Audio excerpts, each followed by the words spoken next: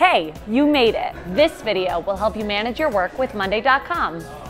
It'll only take 5 minutes. Okay, monday.com is a fabulous tool to manage all of your stuff. Disclaimer, I work for monday.com. Really, it is, because it's so customizable. You can choose how to organize your boards and create different boards to manage different things. Put your entire life on monday.com. So, monday.com is a grid system. This is a board, and these are items. They are divided into groups. These are columns. Each board is used to manage and organize something. Let's build a task board. We all have to manage tasks, so this is a great board to start with. List all of the things that you need to happen. Random order. Just put them there. Now, let's add columns.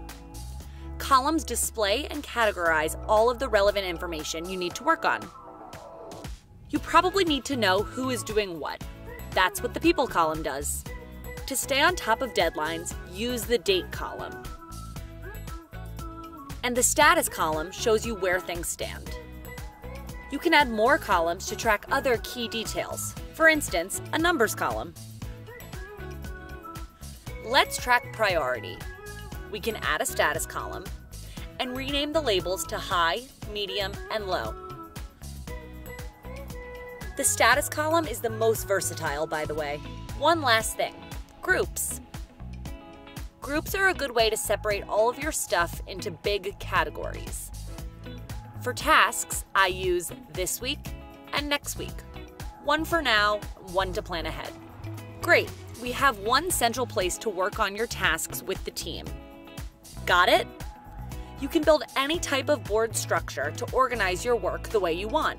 Let me show you other types of boards. Project management, sales, agile sprints, orders, creative process, roadmap management, content calendar, HR management. The list goes on and on. Now it's your turn. See you on monday.com.